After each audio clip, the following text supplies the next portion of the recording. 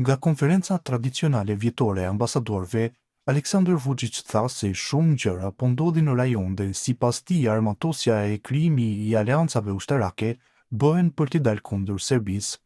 Ai po ashtu shprehu shqetësimin pse aktorë të mëdhenj sipas tij nuk reagojnë për këtë çështje.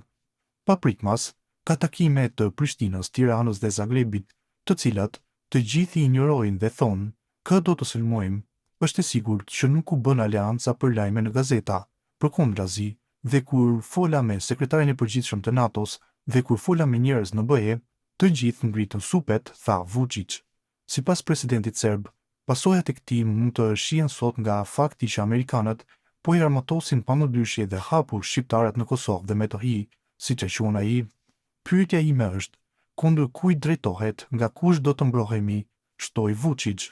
Për të dërgesat e shpejta e obuzëve 105 mm dhe gjithçka tjetër ka vetëm një qëllim të vetëm, i cili është kërcënimi drejt për drejt i Serbisë dhe integritetit të saj territorial. Madje Vučić shtoi edhe më tej duke pretenduar se do të ketë sulme ndaj popullsisë civile dhe strukturave ushtarako-policore të Serbisë.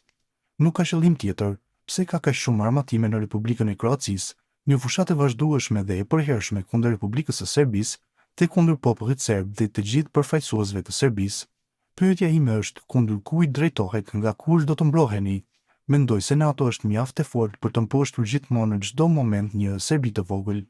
Serbia vështirë se do të guxonte, dhe në të njëjtën kohë ata e dinë se nuk është politika jonë të sulmojmë askënd në rajon.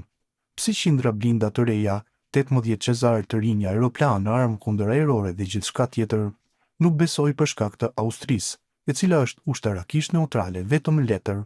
Sigurisht kjo është e qartë për të gjithë se duhet të jetë për shkak të Serbisë, tha Vučić. Presidenti serb po ashtu u ankua se Beogradi nuk ka marrë kur mbështetjen e fuqive të mëdha, në kohë të vështira. Kur ishte e vështirë për ne, nuk morëm mbështetje nga fuqitë e tjera të mëdha, as në lindje dhe as në BE. Çdo kush prej tyre mund të kishte thënë në ato momente, jemi këtu me ju, jemi këtu për ju. Asnjëri prej tyre nuk e bëri këtë. Secili kishte arsyet e veta për presion, duke pritur edhe më shumë nga Serbia, duke kërkuar shumë, duke mos dhënë asgjë. E kuptuam mirë këtë mesazh. Ky është një mësim për ne se duhet të ndërtojmë forcën tonë, të kujdesemi për veten tonë, por askënd tjetër, dhe të jemi shumë egoist në këtë drejtim, të përpiqemi për popullin dhe qytetarët tanë, pa menduar nëse dikush tjetër do të jetë i kënaqur me ne apo jo. Nuk mund t'ju përshkruaj sa shumë nuk më intereson se çfarë mendojnë të gjithë për ne.